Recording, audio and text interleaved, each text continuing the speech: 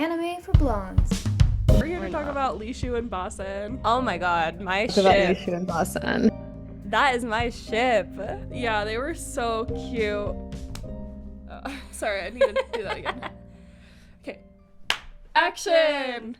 Hello, I'm Becca. And I'm Ali. And welcome to Anime for Blondes. The girly pop podcast made for girls, gays, theys, and blondes. The blondes is crucial. And book nerds. Book nerds. This one's for you. Anyone on Book Talk. Yeah.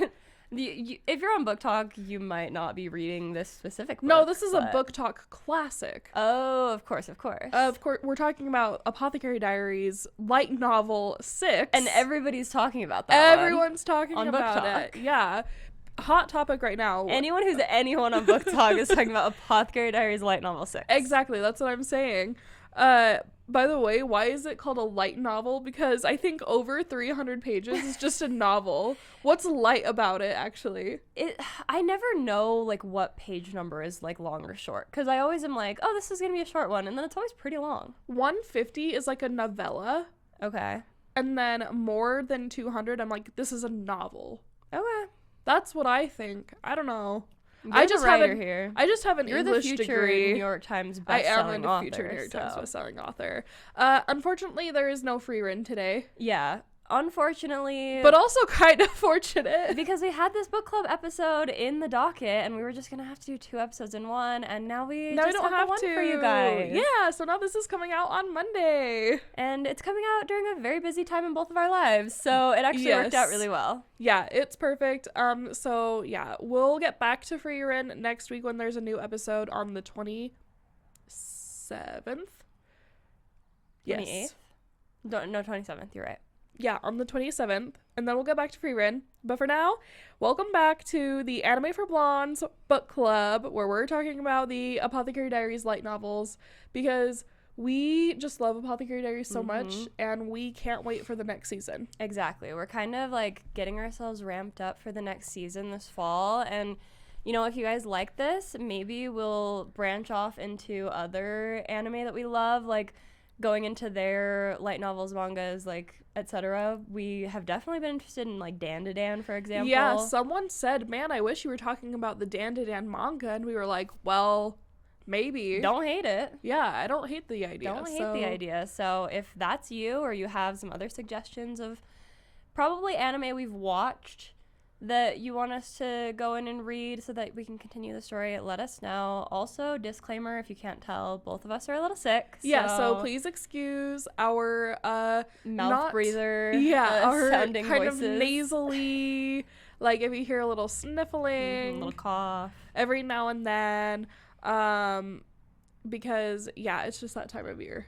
You can't blame us. You're probably sick right now too, honestly. No, honestly, if you're sick, let us know in the comments so we can feel better. And have a hot emergency, by the way. Yes, and we have our tea today. Our tea to go with our book club. No alcohol. Cheers. And joining us, like always, for our Apothecary Diaries book club is our fellow anime girly, woman in anime, if you will. You probably know her from TikTok or her own YouTube channel, where she is getting really into like the depths of Apothecary Diaries, and it's episode been, like, by episode. Blowing up. Like every time I see an episode she does, it's like tons of views. Crazy numbers, and just really interesting because of how familiar she is with the story. Of course, you know her. We're talking about our girl Yumna from @NotYumna on TikTok. She is the best, and it's so fun to go over this with her because, as we always kind of joke, we're a little dumb and we don't always understand it. And we're then a couple she of blondes. comes in Exactly, and she's an expert. And she's the expert, and she comes in and she's like, "You guys are idiots. No, it's actually this." No, she would never say that to us. She would never. She's like, I can see how that'd be a little confusing. But here's what actually happened. And I'm like, she's thank God. She's like, these guys are so dumb. I'm like, thank God we have her. No, literally. So yeah, let's get into that. Let's get into it. You're a celebrity. You went to Netflix. Yeah, what the heck? That was cool. Really not clocking in that was what you're talking about. I mean, you're like, I'm a celebrity. Yeah, true. You're like, yeah, yep, for sure. Good. It was a lot of fun. It was really cool. It was really exciting to get to go.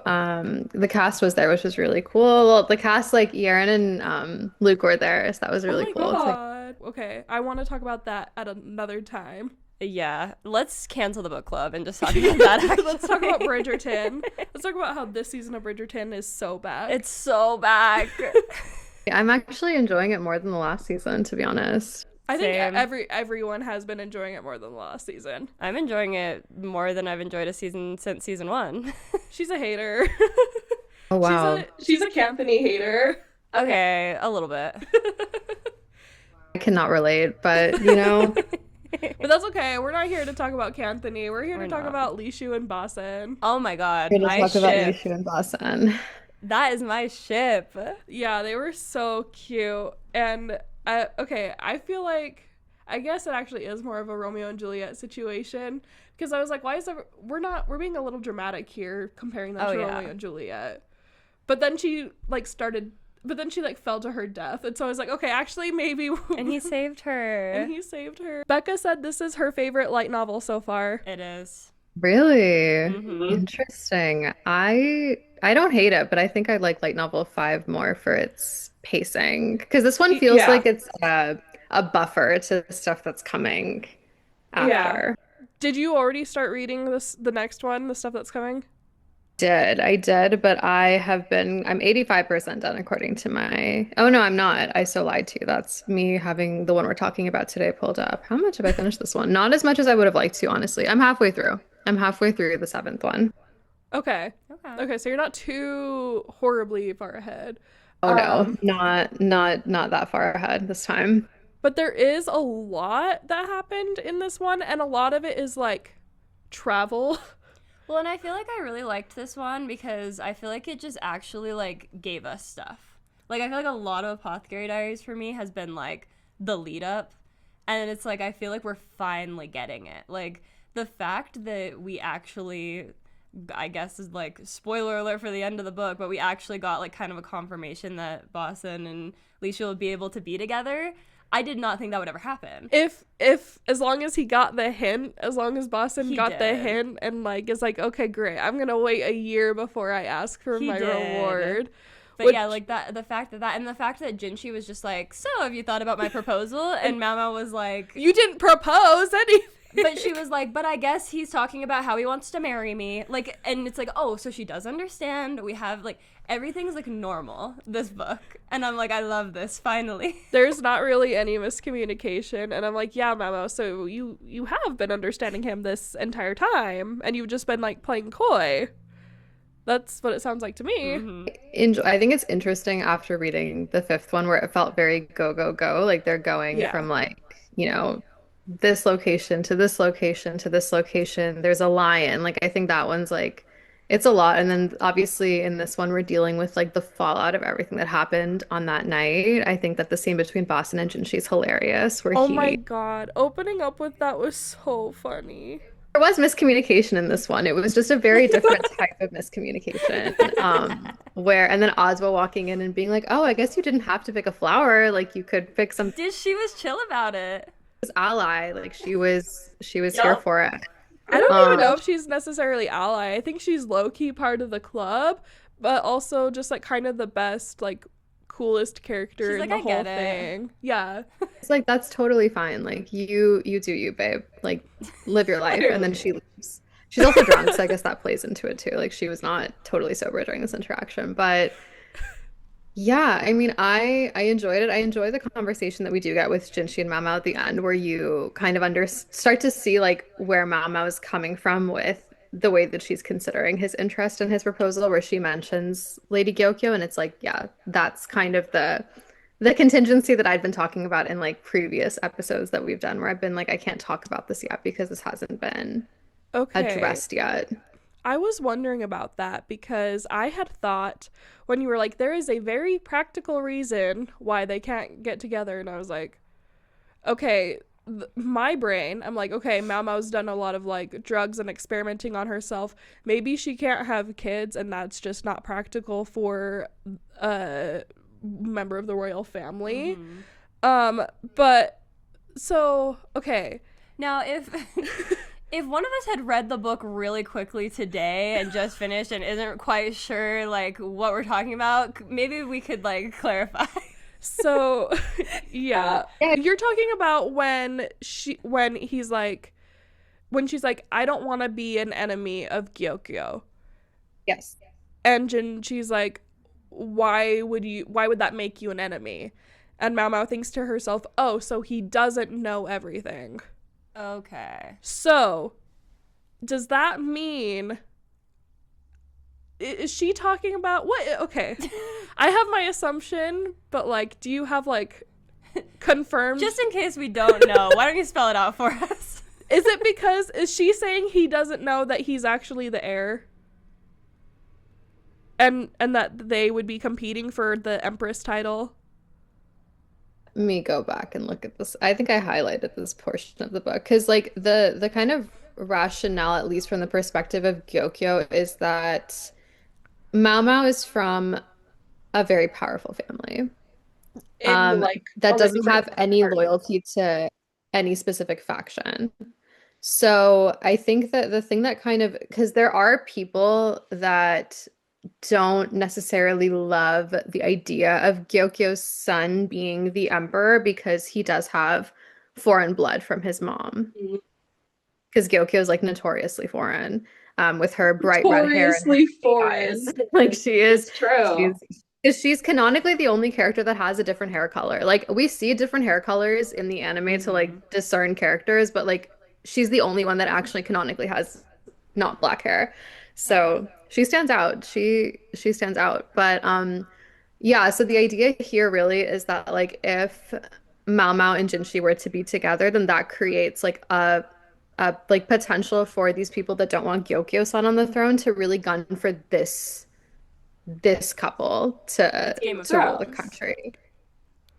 Because, you know, they're more homegrown, like, you know, Mm-hmm. like Mao Mao is from this family that has done a lot for the country, obviously militarily. So it's that, like she like them together poses a threat to Gyokyo's son's ability to ascend. And that's also like maybe factoring in a little bit of her theory about Adwo and Jinshi and that whole situation because um you know if that theory were to kind of come to light then it's like the emperor already favors Adwo. I think we kind of know this now from like the last couple of light novels that we've seen. Like it's been established that they have like a special rapport and a special relationship where he promised to make her mother of the nation. Oh my god. And I just remembered that in Lishu's like one of her point of view chapters, because she has a couple, but one where she's talking to Aduo and she's like, maybe these childhood like best friends can still be together one day, and she ships it and she wants them to be get together, and I'm like, that's so sad that you want Mm-hmm. your parent figures to be together, because she kind of views them as like Well, she parent like she even figures. calls them like husband and wife, or like she Yeah. calls them. She's like a man and woman that actually love each other. Like, And it's like, oh god, and they're mm-hmm. not a husband and wife, and she's not the empress, but also we love Gyokyo. Oh, by the way, I miss Gyokyo. Didn't see her at all in this book. I know, girl. Where I are kind of miss you? her. She's got a newborn. I miss my gossip queen. I know. Oh my god. She would love the birds. She would love the birds if Oh, she she could get her would. hands on these messenger pigeons. As long as Mao Mao and Jinshi don't have any like ill will or ambition to put their kid on over Gyokyo's, then like it um doesn't necessarily matter what the rest of the country thinks, because like they're not the ones in power here. Yeah, but I guess it's just the optics of like they could, and it's like from Gyokyo's perspective, it's like if you could, why wouldn't you? Probably. So So she's just gonna see them as a threat regardless. sure, The but amount of scheming that happens in this world, like you're always susceptible, right? Like that's something in the Rear Palace and beyond. So it like I mean Gyokyo, what there was like two or three poison attempts made on her, but like when we first meet her in the first season, which is why she hires Mao Mao in the first place. So it's like it is a precarious position to be in, especially because she like her family doesn't even have like a family name. Like that's yet the thing, right? Like they're now being given a family name because Gyokyo has been selected to be empress because she's given birth to a male heir, and also because the emperor wants to keep an eye on the West. That was the other bit that we Yes. learned that I hadn't said, because again, like, this is one of the reasons that she gets picked in the first place, and like the reason that like Li Hua was never, it was never going to be Li Hua. It could never be Li Hua for just that reason alone. Like the fact that he needs to keep an eye on what's going on here, because it's an interesting place, the West, and we get a bit of that history when we learned that like a lot of like the kind of noble like rejects ended up in the West when the Empress Regent was in power. So Yeah, so I guess that's what all of the Maomao was noting, that like, wow, these buildings were once like really nice and now they're just not well kept at all because these guys are actually poor as hell, or just not rich enough to maintain these super nice buildings. And I guess I just want to believe that like, because Maomao saved her, you know, like she's done a lot for Kyokyo and, you know, her safety. So I guess I just want to believe that like the power of friendship could overcome the political optics of the situation. But yeah, that's interesting. So they're kind of like on like a border territory where, yes, all these like noble rejects live, but also on the other side of them, isn't that where like the envoys from the West came from that have been like trying to fuck around and find out for a couple books now? And we're just the letting kind of them. share. Yeah, we're just letting them, by the way. Like, that girl's still hanging around, and she's allowed to ask to have the white lady in her care? Like, Literally. she's allowed to do that? Are we not arresting her, too? You'll get more of her in the next one. Of So course. I'm like, she should be arrested, no? No, seriously. I feel like the thing that continues to fascinate me about these books is like the like manners and like how everybody is like having to follow these like very specific protocol. Like even when Maomao and Lahan are like kidnapped by basically their family. Yeah. Like I was like, wait, this is also Maomao's like uncle and like her Correct. grandpa.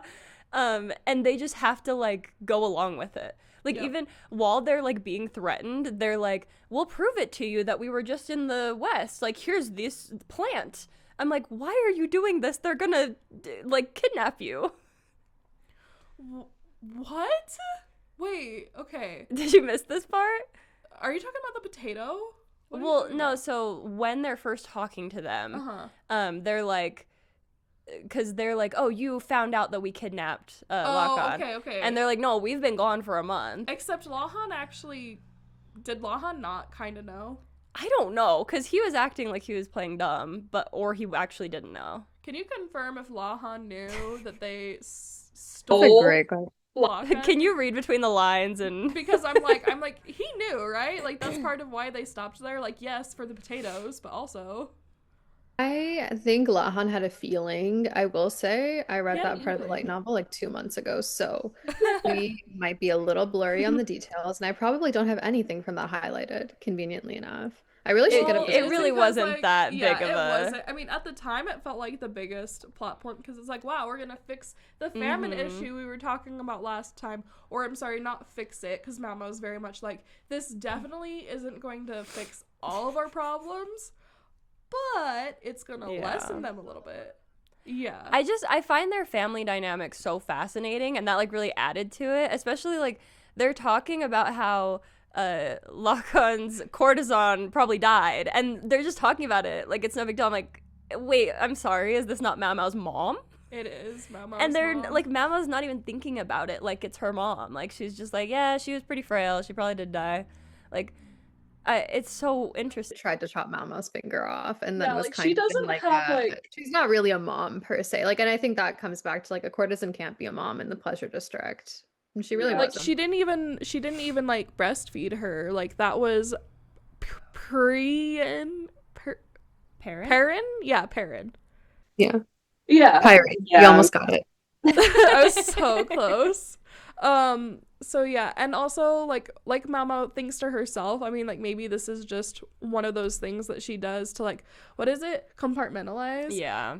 Like she's like, yeah, I work in medicine, like death is like a very normal thing for me, but I will bow very respectfully to this lock of hair. Yeah. She thinks of the courtesan more of like, oh, it was a former courtesan that I knew once who died, not this was my birth mother. Very interesting. Yeah.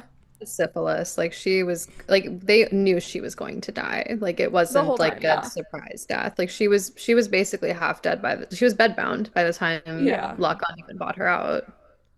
Yeah. But Yeah. like his like full on crash out over her death is totally Period. justified. That'd be me. I feel you. I understand you. Period. And he's like, we got to finish this game that we were playing. Like, it's not over till it's over. No, and he's gonna write a book.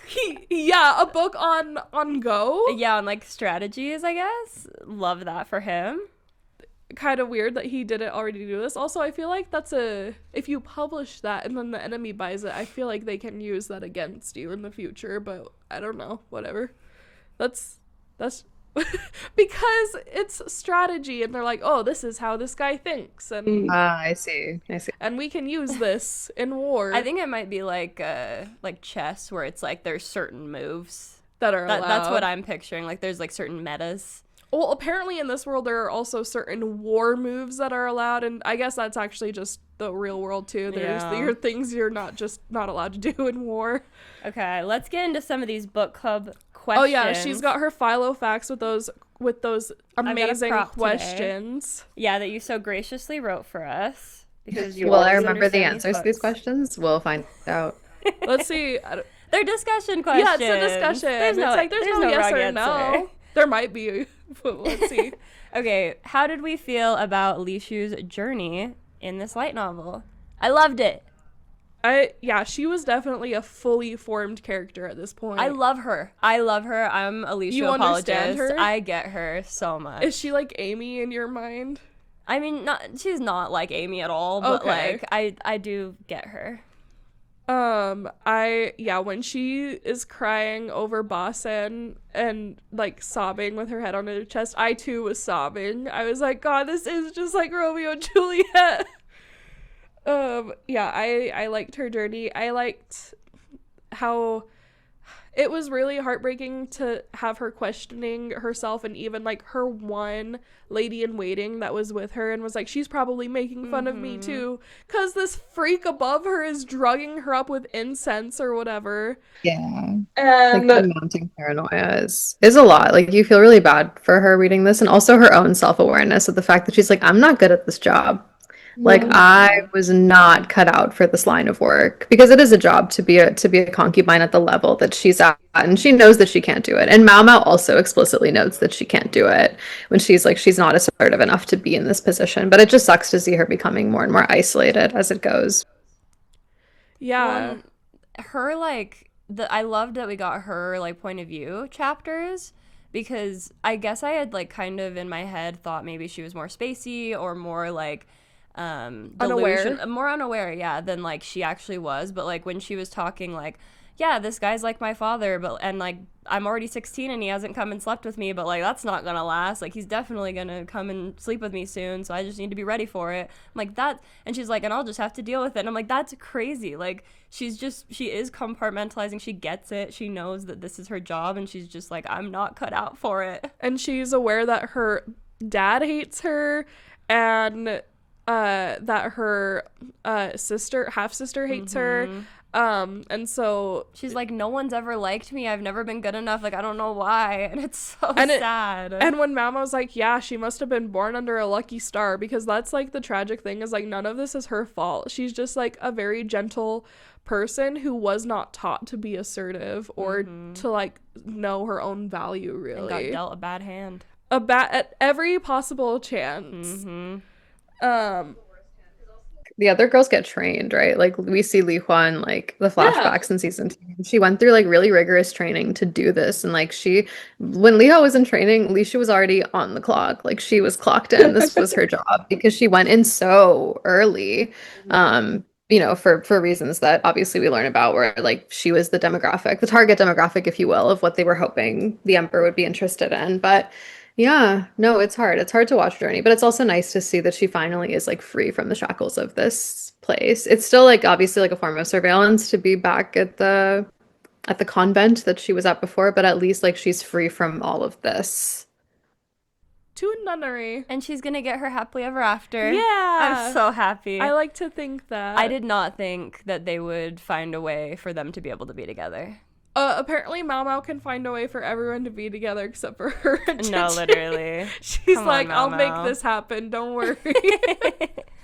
Okay, so yeah, going along with that, we kind of touched on it, but how did we feel about Mao Mao's reflection on Lishu? Oh, her reflection on Lishu? Yeah. Okay. Yeah, she kind of came to the same conclusion or like realization that we did, that like she's not like a dumb, like unaware like girl. She's very aware of her position. She just doesn't know what to do about it. And so Mao Mao figures that out and has empathy for her, and even like feels very like kind of motherly and protective for her, because Mama's like, there's no reason for me to like be so invested and to like throw myself at her to try and save her, but she does because that's her instinct. And Mama's very good actually at caring for people who are younger than her.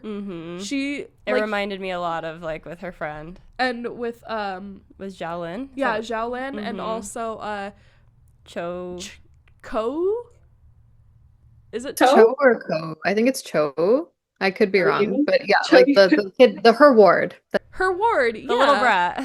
And then also like, and also the young girl who last book came to join them. Completely forgot about her. And her little sister who's now Ko's friend. Like she doesn't consciously do it, but it's just kind of like her instinct. Like she just automatically starts caring for these kids. It's really sweet. And that's really interesting, because when you think about Mao Mao, I don't know about you guys, I'm not picturing like a motherly, like a traditional motherly figure, but I'm picturing more of like a, I don't even know, not a trad wife, that's for sure, Not a trad wife. but like just like a very like stoic, just like scientist, like a crazy mad scientist, but like she has that like motherly side to her, and she's not even trying. That's just like what she does. She just snaps into it whenever the situation calls for it. Yeah, I think her compassion drives a lot of what she does. Like there is like that stoicism and like that desire to like explore the very like matter of fact things like medicine, but I think like there's this underlying compassion that just exists. Like even in the first episode when she opts to leave the hint for Li Hua and Gyokyo to save their babies, like I feel like that has to come from a place of compassion, because like why else do you care about these random people where you in a place where you've been kidnapped and sold? And it's not, yeah, in that case specifically, it's not just curiosity, because in her mind, she already got it figured out. So, like, it's not like her need to try and solve a puzzle. That really was just, like, an act of kindness that could have gotten her killed, actually, if it hadn't been, like, a Jinshi keeping an eye out. I've said it once, and I will say it again. She is so Katniss. She's so She Katniss. is so Katniss. Like, it's crazy. Also, these two freaks, I'm sorry, briefly, these two freaks and their foot tickling, what are we doing? What are we doing? What are we doing here? She's like, how could he possibly know about my weakness?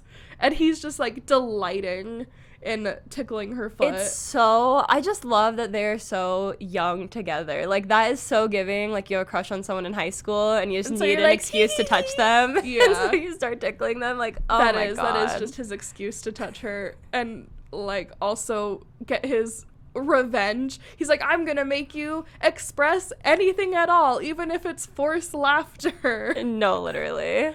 And also the image of her like giggling maniacally, rooting through the trash like a raccoon. Oh my God. Like Mama's like a raccoon. I love her. She's so funny. I was like, this is a very interesting like side thing that we're doing here, because I don't feel like the mushroom and the artist had a whole ton to do with anything else except for the painting of the white lady. And even then Mama was like, it's gonna be the freaking white lady, isn't it? I think we should just skip right to how are we feeling about Mama and Jinshi's relationship, because that's like really what we like care about. that's what we want to talk about, right? I mean, as we're talking about it, like I'm realizing there's a lot to discuss. And also we got so much, I'm saying screen time as if like we're watching the series, but like we got so much one-on-one time between Mama and Jinshi last book, and this book they're almost completely separated. They're Not a lot of time together at all in this one. yeah, like even When they are still physically in the same location for the wedding and suicide and funeral that we just skipped over. That by was the crazy, by the way. That I like forgot was in this book because it felt like that was ages ago. Like even then, like things are awkward, so they're kind of like avoiding each other, or like they just haven't really had a chance to talk or anything. I did like that it started right where we left off, and then it's immediately Mama being like, I hope we can just ignore that happened. That's so awkward. I hope we can just move on. And it's like, girl, no. I mean, they are. And Riku-san? Yeah, Riku-san. Yeah.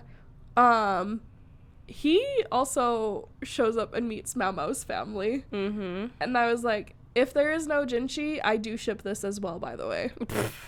Well, he's the threat. He is. And you were picturing him as an old man last book. I was. Well, before I realized who he was from the show, before I knew that. But like, valid threat. Like, Jinshi's valid for like being jealous and feeling threatened by him. And sometimes... And now he's met her family. Sometimes a guy just needs that little push, and I think that's what pushed Jinshi to actually make a move, so I'm not mad about it.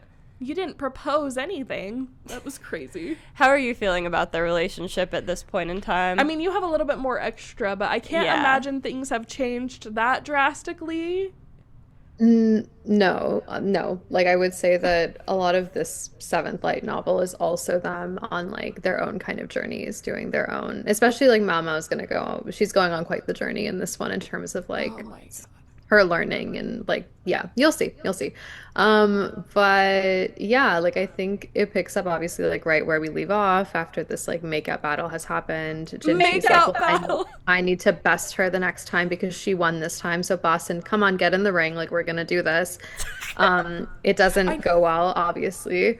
And then she doesn't want to see him again until they have to go back. But of course, the next day they're investigating something else. And then Maomao is lifting people's skirts up. So that, and him just kind of being like, what is wrong with you? Like, why can you not behave for 2 seconds? Again.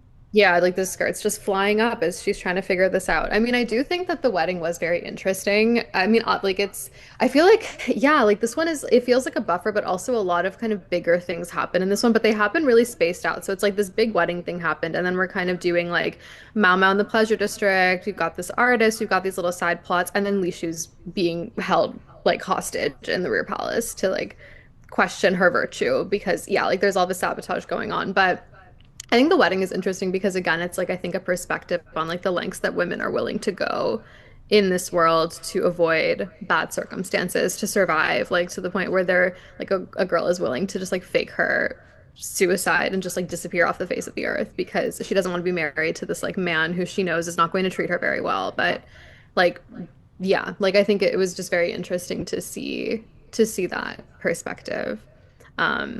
But also fun to see them trying to solve something together where like it's a lot of characters mixed into that because Mama at one point is also like, I think because she's like, because she figures things out faster than Lahan does, but he's really good at like confirming things because she's like, if this human abacus thinks this, then this is probably the case. Like, I like her internal dialogue about Lahan a lot where she just calls him a human abacus and she's not wrong.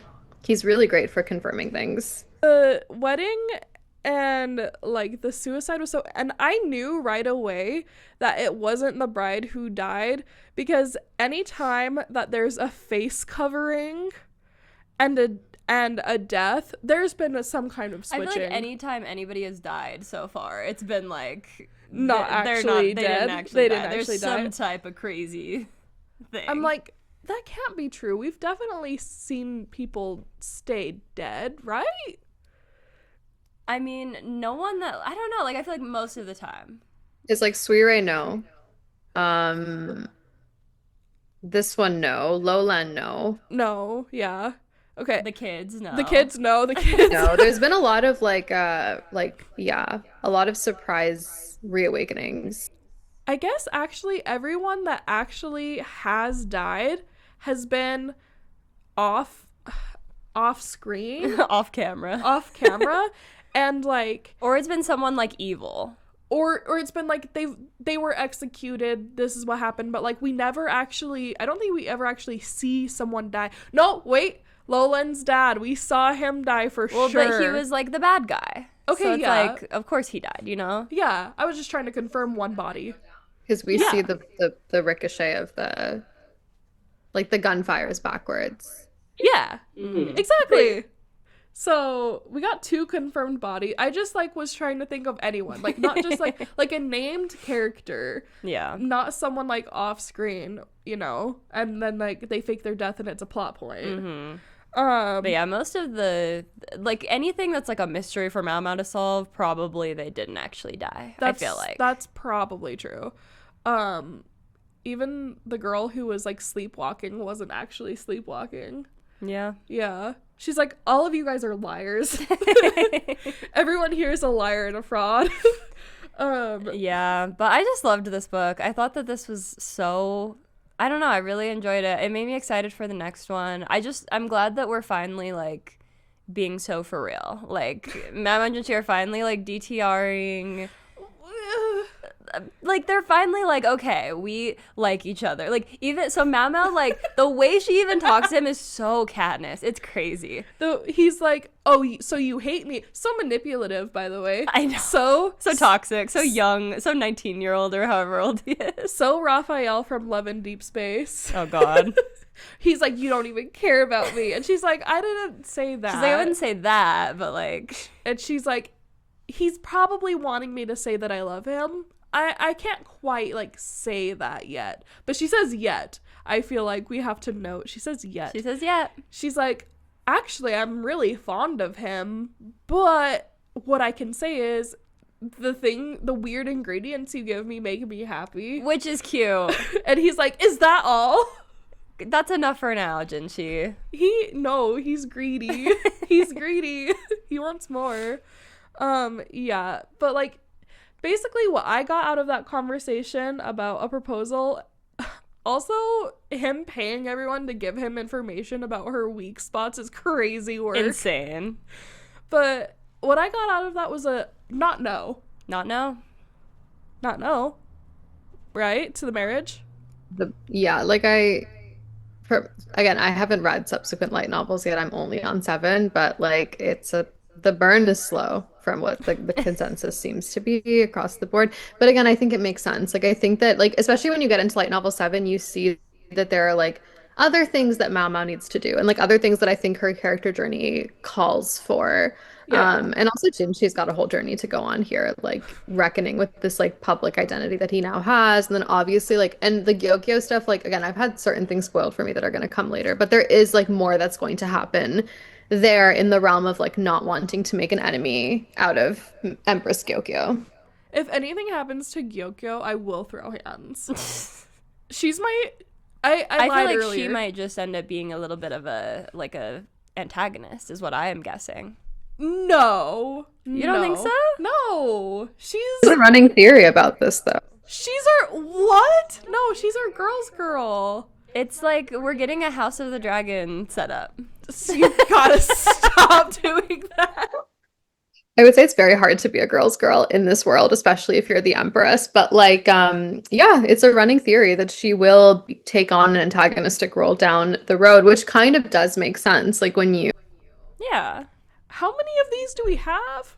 Isn't there like 13? 14 or 15 of them, and we're not even done. They're ongoing. 6? Yeah, they're ongoing. The story's going to get very different. Like we are very much in like the early stages of like where this is going. And it feels like so much has I happened know. already. And Has there's happened, but it's been Okay, a couple years. give us a little tease about like what we have to look forward to for this next book for 7 so yeah. far.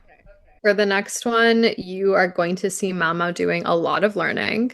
You're going to see some fun dynamics between her and her father. He's going to be a little bit more present in this one. Which father? Her adoptive father, like Loman. Like you're going to see more of Mao and Loman together. You're going to see Mao Mao, leave the pleasure district for a little bit and go back to like familiar hunt grounds, familiar places where we've seen her before. There might be some reunions for a little bit. There, might not be. It's up in the air.